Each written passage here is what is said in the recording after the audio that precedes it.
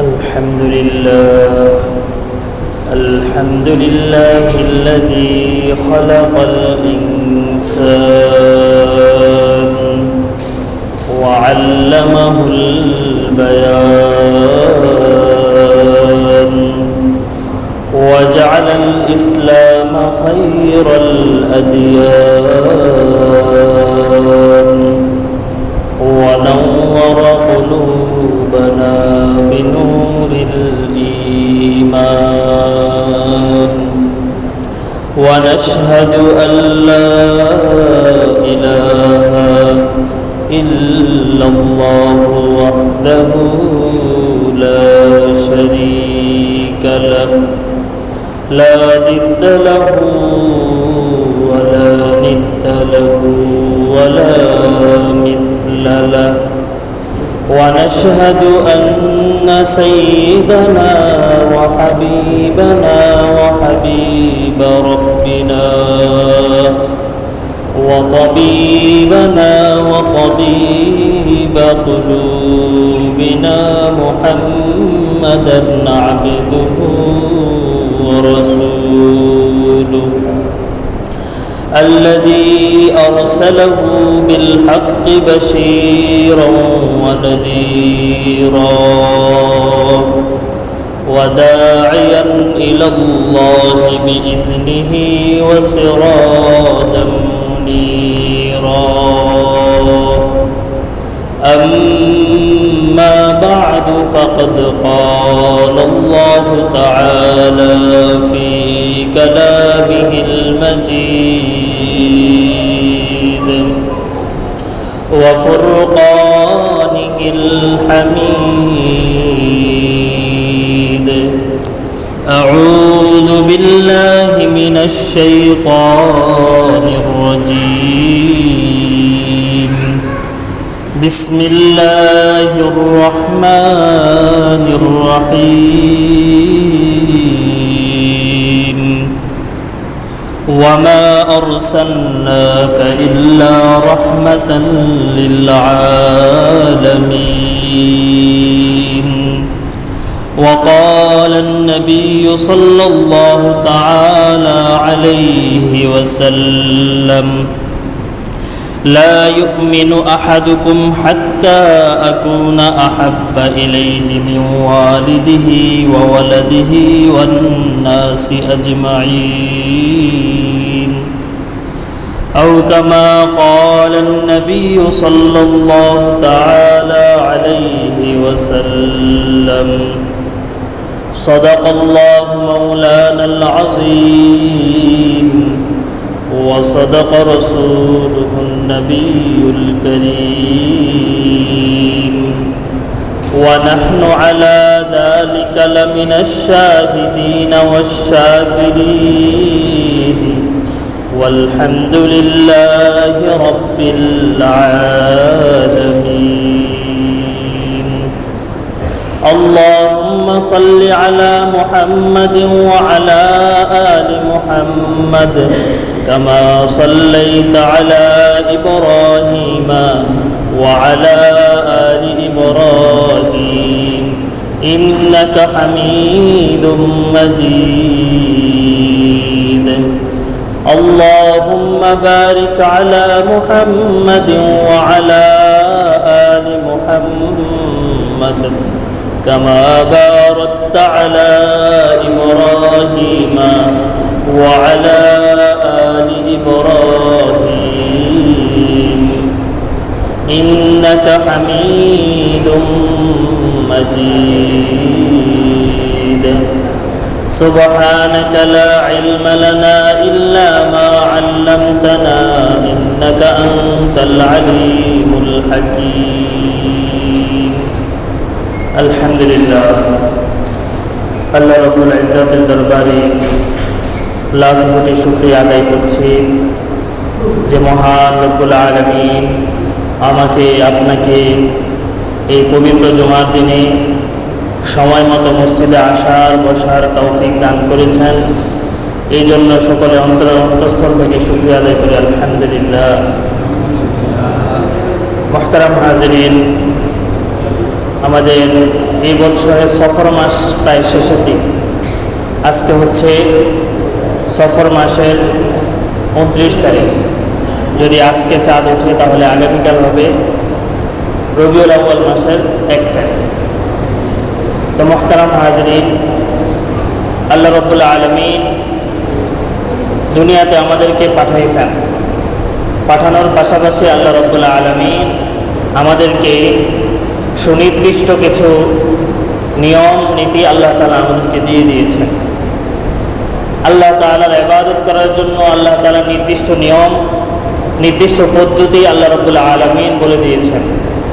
এই জন্য শরীয়তের যে কোনো ইবাদত, শরীয়তের যে কোনো আমল, এটা গ্রহণযোগ্য হওয়ার জন্য শর্ত হচ্ছে এটা আল্লাহ রাব্বুল আলামিন এবং রসুল আকরাম সাল্লাল্লাহু আলাইহি ওয়াসাল্লামের সাহাবায়ে কেরামের পদ্ধতি অনুসারে হয়। যদি এই পদ্ধতি অনুসারে হয় তাহলে এটা আল্লাহ রাব্বুল আলামিনের দরবারে ইবাদত হিসাবে গ্রহণযোগ্য হবে। আর এই শর্ত যদি কোনো কাজের মধ্যে, কোনো আমলের মধ্যে না পাওয়া যায়, সেটাকে যত জোরে সোরে আদায় করা হোক না কেন, যত আয়োজন করে আদায় করা হোক না কেন, এটা কখনো আল্লাহ রাব্বুল আলামিনের কাছে ইবাদত হিসাবে গ্রহণযোগ্য হবে না। আমাদের নবী, আপনাদের নবী মুহাম্মদ আরবি সাল্লাল্লাহু আলাইহি ওয়াসাল্লাম পৃথিবীর সর্বশ্রেষ্ঠ মানুষ। শুধু মানুষ না, যত মাখলুকাত আল্লাহ তাআলা সৃষ্টি করেছেন, সব মাখলুকাতের সর্বশ্রেষ্ঠ হচ্ছে আমার আপনার নবী আকা নামদার তাজদার মদিনা মুহাম্মদ আরবি সাল্লাল্লাহু আলাইহি ওয়াসাল্লাম। আল্লাহ রাব্বুল আলামিনের সবচাইতে প্রিয় বান্দা। দুনিয়ার শুরু থেকে এই পর্যন্ত যত বড় বুজুর্গ, যত বড় নবী, যত বড় যাই এসেছে, তাদের সবাই একদিকে আর আমার আপনার নবী আরেকদিকে। সুবহানাল্লাহ, এত শান আর এত মর্যাদা। কিয়ামতের দিন যখন অন্য নবী, অন্য আম্বিয়া কেরাম সবাই পেরেশানিতে থাকবে, নিজের আমল নিয়ে, নিজেকে নিয়ে পেরেশানিতে থাকবে, ওই সময়ও আমার আপনার নবীর কোনো পেরেশানি থাকবে না। এমন মহান ব্যক্তিত্ব। আর এই মহান ব্যক্তিত্ব এই সামনে যে মাসটা আসতেছে রবিউল আউয়াল, এই রবিউল আউয়াল মাসে এসেছে। এখন এই রবিউল আউয়াল মাস, এই মাসে আল্লাহ রাসূল সাল্লাল্লাহু আলাইহি ওয়াসাল্লাম জন্মগ্রহণ করেছেন। কিন্তু কোন দিন জন্মগ্রহণ করেছেন এটা নিয়ে অনেক ইখতিলাফ আছে। 12 রবিউল আউয়াল এটা প্রসিদ্ধ, বাকি অন্য অন্য মত আছে যে কোন দিন আল্লাহ রাসূল দুনিয়াতে এসেছেন। এখন এই যে রবিউল আউয়াল মাস, প্রত্যেকটা মাসেরই আলাদা কিছু ফজিলত থাকে, আলাদা কিছু আমল থাকে। এখন এই ফজিলত, রবিউল আউয়াল মাসের আলাদা কি ফজিলত, এই প্রশ্ন যদি করা হয় তাহলে এটার উত্তর হবে যে রবিউল আউয়াল মাসের বিশেষ কোনো ফজিলত নেই। অন্য 8-10টা মাস যেভাবে আমরা ইবাদত করি, যেমন রমজান মাস, এটার কিন্তু আলাদা একটা বৈশিষ্ট্য আছে। শাবান মাস, এটার আলাদা একটা বৈশিষ্ট্য আছে। এমনভাবে মুহররম মাস, এই মুহররম মাসেরও কি আছে, আলাদা একটা বৈশিষ্ট্য আসছে। এখন নবী সাল্লাল্লাহু আলাইহি ওয়াসাল্লাম, উনি আমার আপনার নবী এবং পুরা জগতের শ্রেষ্ঠ মানুষ। উনি যেই মাসে, যেই দিনে দুনিয়াতে আসছে, ওই দিনটা অবশ্যই আমাদের জন্য মোবারক একটা দিন।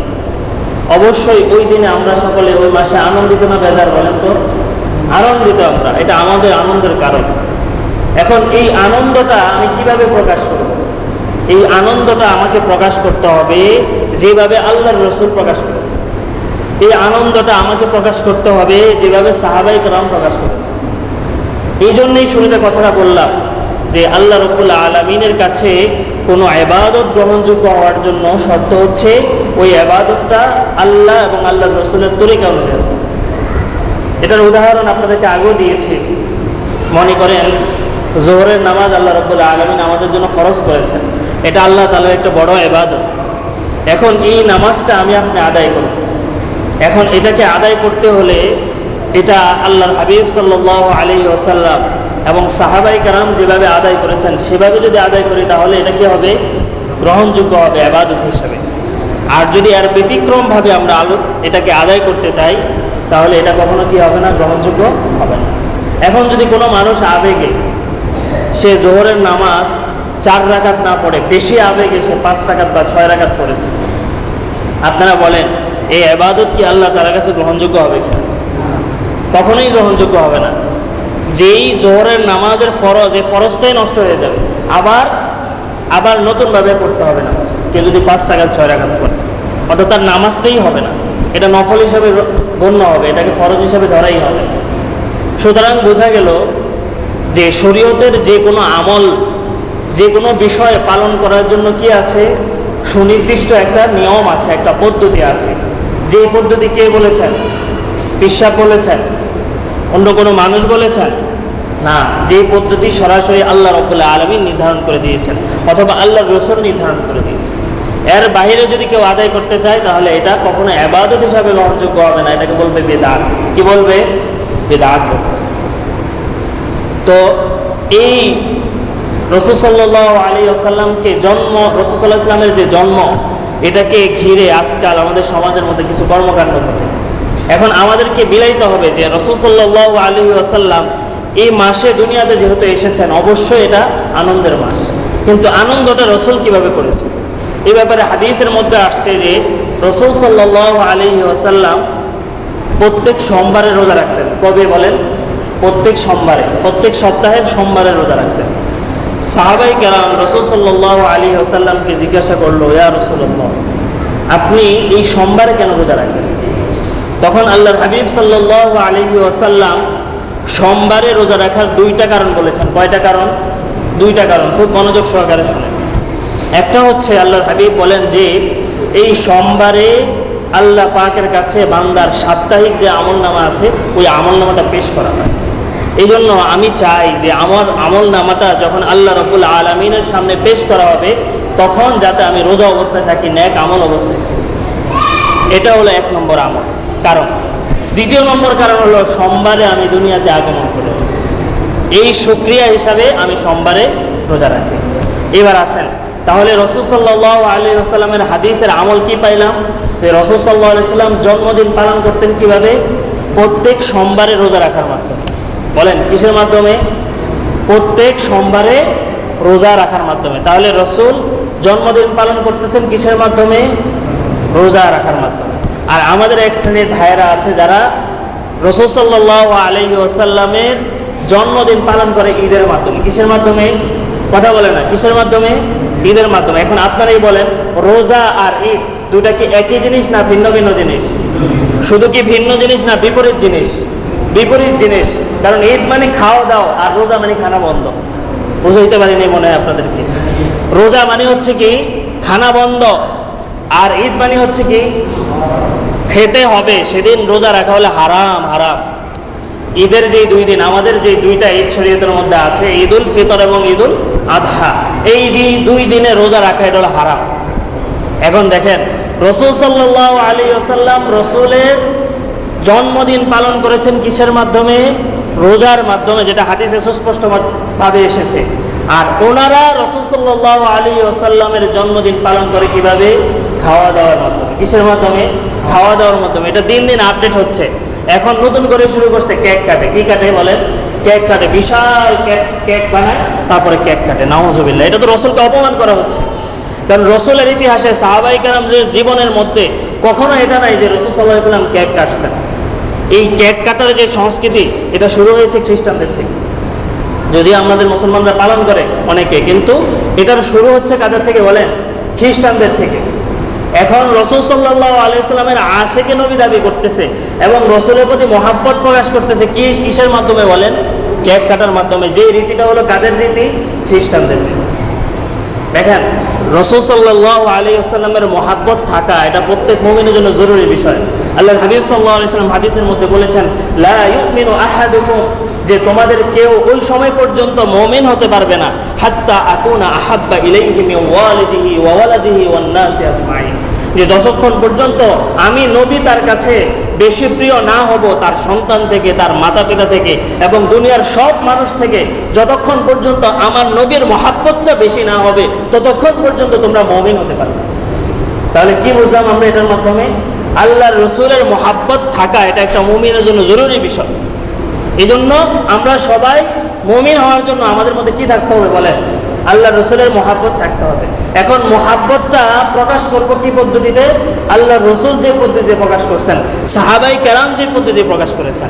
বলেন, সাহাবাই কেরাম নবী সাল্লাল্লাহু আলাইহি সাল্লামকে সরাসরি সামনে পেয়ে, সরাসরি সামনে দেখে যে পরিমাণ মহাব্বত ওনাদের দিলের মধ্যে আছে, আজকে 1400 বছর পরে কি আমাদের এতটুকু মহাব্বত দিলের মধ্যে আনা সম্ভব? বলেন না সম্ভব? আমরা দাবি করতে পারি যে মহাব্বত এমন, বাকি কখনোই সম্ভব না। কারণ সাহাবাই কেরাম রসুলের জন্য নিজের রক্ত ঝরিয়েছেন, নিজের জীবন দিয়ে দিয়েছেন। আমি আপনি কয়জনের জীবন দিয়েছি রসুলের জন্য? এই জন্য সাহাবাই কেরামের যেতটুকু মহাব্বত, এতটুকু ঈমান আমাদের পক্ষে সম্ভব না। তো এই সাহাবাই কেরাম নবীজি সাল্লাল্লাহু আলাইহি ওয়াসাল্লামের এই জন্মদিন পালন করার ইতিহাসে কখনো কোনো জায়গার মধ্যে নাই যে সাহাবাই কেরাম রসুলের এই জন্মদিন পালন করছেন এভাবে মিছিলের মাধ্যমে, যেটাকে কি বলে তারা, জসলে জুলুস না কি জানি নাম দেয় তারা, বিশাল বড় মিছিল বের করে তারা কেক কাটে।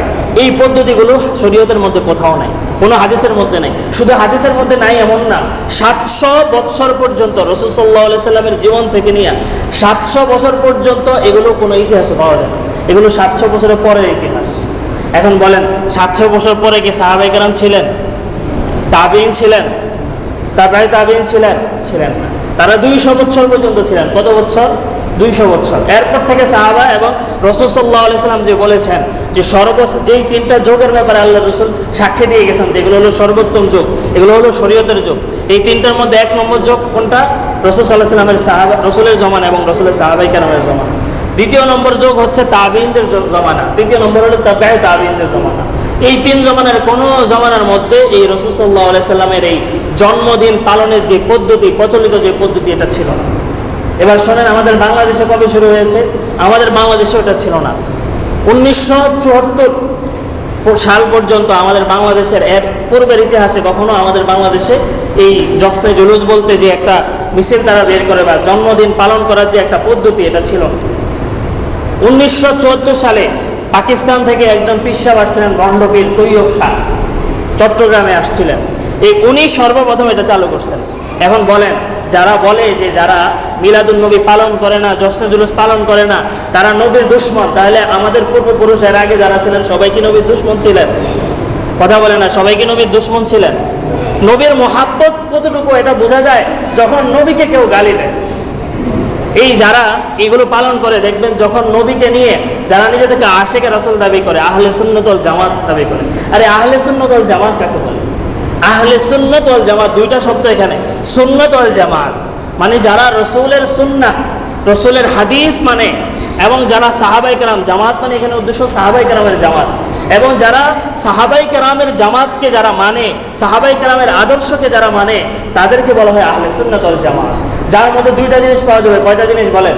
2টা জিনিস। একটা হলো সুন্নাহ, রসুলের হাদিসের আদর্শ অর্থাৎ রসুলের আদর্শ, আর আরেকটা হচ্ছে সাহাবায়ে কেরামের আদর্শ। এই 2 আদর্শ যাদের মধ্যে পাওয়া যাবে তাদেরকে কি বলবে বলেন? আহলুস সুন্নাত ওয়াল জামাত বলবে, হকপন্থী জামাত বলবে। আর এখন যারা বলে যে আমরা আহলুস সুন্নাত ওয়াল জামাত দাবি করতেছে, সুন্নি দাবি করে নিজেদেরকে, সুন্নি দাবি করে, এই যে কয়েকটা বিষয় আপনাদেরকে দেখালাম, এগুলোর সাথে সুন্নাহর কোনো সম্পর্ক আছে? কোনো হাদিসের মধ্যে আছে? কেউ দেখাইতে পারবে না। আমার মহাব্বত হযরত ওমরের মহাব্বতের চেয়ে বেশি না, আমার মহাব্বত হযরত আবু বকরের মহাব্বতের চেয়ে বেশি না। হযরত আবু বকর যেখানে পালন করেন নাই, হযরত ওমর যেখানে পালন করেন নাই, হযরত ওসমান যেখানে পালন করেন নাই, হযরত আলী যেখানে পালন করেন নাই, সেখানে আমি কত বড় আশিক হয়ে গেলাম যে আমি পালন করতে আসি। এই জন্য এগুলো ভণ্ডামি ছাড়া আর কিছু না। অবশ্যই রসুল এসেছেন, এটা আমাদের জন্য মহাব্বতের বিষয়, এটা আমাদের জন্য অনেক খুশির খবর। আমাদের জন্য, আমরা রসুলকে মহাব্বত করি অবশ্যই, কিন্তু আমাদের মহাব্বতটা পালন করতে হবে রসুল যেভাবে। আপনার মধ্যে যদি সত্যিকারের জন্মদিন পালন করার জজবা যদি আপনার মধ্যে থাকে, তাহলে আপনি প্রত্যেক সোমবারে আপনি রোজা রাখেন। এটা হচ্ছে রসুলের আদর্শ। এটা রাখবে না কেন? এটা রাখতে কষ্ট হয়। প্রত্যেক সোমবারে রোজা রাখতে কি হয়? কষ্ট হয়। ওই সোমবারের রোজা রাখার জন্য কাউকে পাবেন না। ওই আসবে কখন? ওই যে কেক কেটে একটু আনন্দ মিছিল, লাফালাফি, আনন্দ খুশি, ওটার জন্য সবাইকে পাবে। এই জন্য বলে আমাদের ওলামায়ে কেরাম বলে যে এই কেক খাওয়ান না আর জিলাপি খাওয়ান না, আশিক রাসূল অভাব নেই। কিন্তু রসুলের জন্য রক্ত দেওয়ার জন্য, রসুল যেভাবে বলেছেন সেভাবে কষ্ট করে আমলগুলো পালন করার মতো আশিক রাসূল পাওয়া যায়। এটাই বর্তমানে এই যে আসলে আশিকে রাসূল কারা? আসল আশিকে রাসূল তো হযরত তালহা রাদিয়াল্লাহু তাআলা আনহু। উহুদের যুদ্ধে যখন কাফেররা চতুর্দিক থেকে তীর মারা শুরু করেছে, হযরত তালহা রাদিয়াল্লাহু তাআলা আনহু নিজের পিঠকে রাসূলের জন্য ঢাল বানিয়ে দিয়েছেন। সুবহানাল্লাহ, নিজের পিঠটাকে রাসূলের জন্য ঢাল বানিয়ে দিয়েছেন। পারবেন? যুদ্ধ শেষে দেখা গেল ৮০টার উপরে তীর হযরত তালহার পিঠকে ঝাঁঝরা করে দিয়েছে, তারপরে রাসূলের গায়ে একটা আঁচড়ও লাগতে দেয়নি। এই হলো সাহাবায়ে কেরামের মহব্বত, এই হলো প্রকৃত আশিকে রাসূল, এই হলো প্রকৃত আশিকে রাসূল। এই জন্য মুহতারাম হাজিরিন, আশিকে রাসূল তো বলতে হবে, সবাইকে আশিকে রাসূল হতে হবে, রাসূলের মহব্বত সবার দিলের মধ্যে থাকতে হবে। কিন্তু ওই আশিকে রাসূলটা রাসূল সাল্লাল্লাহু আলাইহি ওয়াসাল্লাম যে পদ্ধতিতে আশিকে রাসূল হওয়ার জন্য বলেছেন, সেই পদ্ধতি থেকে হতে হবে। আল্লাহ হাবিব সাল্লাল্লাহু আলাইহি ওয়াসাল্লাম বলেছেন যে তোমাদের জন্য আমি দুইটা জিনিস রেখে গেছি। কয়টা? আমার অনুপস্থিতিতে তোমাদের জন্য রাহবার হিসাবে, পথপ্রদর্শক হিসাবে আমি দুইটা জিনিস রেখে যাচ্ছি। একটা হলো কোরআন আর একটা হলো সুন্নাহ। একটা হলো কোরআন আর একটা হলো সুন্নাহ। আর এই কোরআন সুন্নাহকে বোঝার জন্য আমি তোমাদের সামনে রেখে যাচ্ছি উলামায়ে কেরামকে, আল উলামা ওয়ারাসাতুল আম্বিয়া, এই দুই আলেমকে রেখে যাচ্ছি, যে এই দুই আলেম তোমাদেরকে বোঝাই দিবে উলামায়ে কেরাম, হক্কানি উলামায়ে কেরাম। এই জন্য আজকাল আমরা ওলামায়ে কেরামও চিনি না। ওলামায়ে কেরাম আসলে হক্কানি ওলামায়ে কেরাম কারা? হক্কানি ওলামায়ে কেরামের চিহ্ন দুইটা। কয়টা বলেন? দুইটা। এক নম্বর হচ্ছে যার মধ্যে রসুলের সুন্নাহ পাওয়া যাবে। যার মধ্যে কি পাওয়া যাবে? রসুলের সুন্নাহ পাওয়া যাবে। আজকাল আমরা অনেক নিঃশ্বাস দেখি যাদের মুখে দাড়ি নেই। তো প্রথম যে রসুলের সুন্নাহ, সে রসুল আশিকে রসুল হিসাবে সে দাঁড়াইছে, অথচ তার মুখে দাড়ি নেই। তো রসুলের যে আলামত, এই রসুল জীবনে দাড়ি কেটেছেন। রসুলের ইতিহাসে কখনো কোনো জায়গায় আপনারা পেয়েছেন যে রসুল দাড়ি কেটেছেন? পেয়েছেন? কেউ শুনেছেন জীবনে কখনো? কথা বলে না। জীবনে কেউ শুনেছেন রসুল দাড়ি কেটেছেন? তো যার মধ্যে রাসূলের সুন্নাহটা নেই, সেই কিভাবে বিশ্বাস করে? আজকাল হাজারো হাজারো মানুষ তাদের দরবারে গিয়ে পড়ে আছে। এই জন্য মুহতারাম হাজিরিন, আমাদের ফিরে আসতে হবে, প্রকৃত আশিকে রাসূল কাকে বলে এটা দেখতে হবে। আর এটা দেখার জন্য আমাদেরকে সাহাবায়ে কেরামের ইতিহাস পড়তে হবে। এই জন্য এই মাসটা, এই রবিউল আউয়াল মাসটা, এটা নিয়ে আলোচনা করার মূল উদ্দেশ্য হচ্ছে এটার মধ্যে আমরা সঠিক পদ্ধতিতে পালন করা। এটা হবে যে রাসূল সাল্লাল্লাহু আলাইহি ওয়াসাল্লাম সিরত পড়ব। আমরা রাসূলের সিরতের অনেক বই পাওয়া যায়। প্রসিদ্ধ যে বইটা আর রাহিকুম মাহতুম, বাংলা বই পাওয়া যায়। রাসূলের পুরা জীবনী এটার মধ্যে আছে। নবী রহমত আরেকটা বই আছে। এই বইগুলো আপনারা সংগ্রহ করে পড়বেন, আল্লাহ রাসূলের জীবনী সম্পর্কে জানবেন। এই মিলাদুন নবী, জন্মদিন, এটা পালন করার বিষয় না। বলেন জন্মদিন কি পালন করার বিষয়? আপনাদেরকে সহজে বোঝায়। জন্ম মানে কি? একজন মানুষ দুনিয়াতে আসছে। এখন পালন করা মানে কি? পালন করা মানে কি? আর রসুল যে কাজটা করছেন আমি সেই কাজটা করি। আল্লাহ রসুল নামাজ পড়ছেন, আমি নামাজ পড়বো, এটাই না আমি রসুলের কাজ পালন করতেছি। এখন জন্মদিন পালন মানে কি? রসুল যে জন্মদিন যেভাবে পালন করছেন এইভাবে জন্মদিন পালন করা সম্ভব? কথা বলেন এইভাবে কি? এইভাবে পালন করার জন্য ওই দিন আবার জন্ম নিতে হবে, তাহলে এটাকে পালন বলবে, এছাড়া এটা পালন হবে না। এই জন্য মিলাদুন নবী এটা পালন করার জিনিস না। পালন করার জিনিস হলো সিরাতুন নবী। রাসূল সাল্লাল্লাহু আলাইহি ওয়াসাল্লাম জীবন চরিত্র যেটা আছে, রাসূল কি কি করেছেন রাসূলের জীবন দশায়, এটা হচ্ছে আমার জন্য পালনীয়, এটা হচ্ছে আমার জন্য করণীয়। কখনো মিলাদুন নবী এটা পালন করার জিনিস না। এই জন্য আপনারা মাঝে মাঝে বলেন যে মিলাদ হবে, এটা ভুল পরিভাষা। আমি গত বছরে বলেছি এটা বলা যাবে না। মিলাদ মানে কি? জন্ম হবে। মিলাদ শব্দের অর্থ কি আরবিতে বলেন? জন্ম হবে। এটা ভুল একটা পরিভাষা চলে আসছে, আমরা না জানার কারণে বলি। এটা শুধরায় নেবেন। মিলাদ এটা বলা যাবে না, দোয়া হবে, মিলাদ বলা যাবে না। এই জন্য মিলাদ এটা কি না বলেন? পালন করার বিষয় না। পালন করার বিষয় কি? সিরাতুন নবী, নবী সাল্লাল্লাহু আলাইহি সাল্লামের জীবন, কিভাবে রসুল নিজের আদর্শ জীবন, রসুলের জীবন থেকে ব্যবহার শিখি, রসুলের আচার আচরণ কেমন ছিল, রসুল আরেকজনের সাথে কথা কিভাবে বলেছেন, রসুল তার জীবনটা ইবাদতটা কিভাবে করেছেন, এটা শিখে রসুলের জীবন থেকে। এটা হলো নেওয়ার মতো, এই মিলাদুন নবী নেওয়ার মতো। এই জন্য আমার কথা ভুল বুঝবেন না। রসুল সাল্লাল্লাহু আলাইহি সাল্লাম দুনিয়াতে আগমন করছেন, অবশ্যই আনন্দিত। আশিকে রসুল হিসাবে আমার জন্য এর চেয়ে উত্তম খবর আর কিছু হতে পারে না। কিন্তু এটাকে রাসূল সাল্লাল্লাহু আলাইহি ওয়াসাল্লাম যেহেতু পালন করেন নাই, সাহাবায়ে কেরাম যেহেতু এই পদ্ধতিতে পালন করেন নাই, পালন করেছেন, পালন করার পদ্ধতি আপনাদেরকে বলে দিয়েছি। কোরআন শরীয়ত অনুযায়ী পালন করার পদ্ধতি কি বলেন? প্রত্যেক সোমবারে রোজা রাখা, যেটা আল্লাহর হাবিব সাল্লাল্লাহু আলাইহি ওয়াসাল্লাম করেছেন। যে যদি কেউ প্রকৃত আশিকে রাসূল হয়ে থাকেন তাহলে এটা করেন। বলেন এদেরকে গিয়ে যে এটা করেন। কয়জন আছে এদের মধ্যে প্রত্যেক সোমবারে রোজা রাখে? এই জন্য মুহতারাম হাজিরিন, আমাদের বুঝতে হবে এই সমাজের যে সমস্যাগুলা, এই আজকাল আমাদের জায়গার মধ্যে জায়গায় জায়গায় এগুলো শুরু হয়ে গেছে। এগুলো থেকে সতর্ক থাকতে হবে, নিজে সতর্ক থাকতে হবে, অন্যকেও সতর্ক করতে হবে। কারণ ওই যে অতিরিক্ত মহাব্বত যে কোনো কিছুর মধ্যে, এই শরীয়তটা হলো মধ্যম পন্থার শরীয়ত। এটার মধ্যে কোনো বাড়াবাড়িও নেই, ছাড়াছাড়িও নেই। অন্য শরীয়তগুলোর তুলনায় এই শরীয়তটাই কি বলছে আল্লাহর হাবিব? দীনুন হানিফ বলছে, মধ্যম পন্থার শরীয়ত এটা। এটার মধ্যে কোনো বাড়াবাড়িও নেই, ছাড়াছাড়িও নেই। এই জন্য ওই যে বললাম, অতিরঞ্জন করে যদি আপনি জোহরের নামাজ যদি 5 রাকাত পড়ে ফেলেন, এটা কি হবে না? গ্রহণযোগ্য হবে না। শরীয়ত আল্লাহর হাবিব যতটুকু বলেছেন ততটুকুই, একদম সুনির্দিষ্টভাবে মাপকাঠি আল্লাহ রাসূল ঠিক করে দিয়েছেন। এর বাইরেও যাওয়া যাবে না, এর চেয়ে কমও করা যাবে না। একদম যতটুকু বলেছেন ততটুকুই। আল্লাহ পাক রব্বুল আলামিন আমাদের সবাইকে কথাগুলো বোঝার এবং সে অনুযায়ী আমল করার তৌফিক দান করুক। ওয়া মা আলাইনা ইল্লাল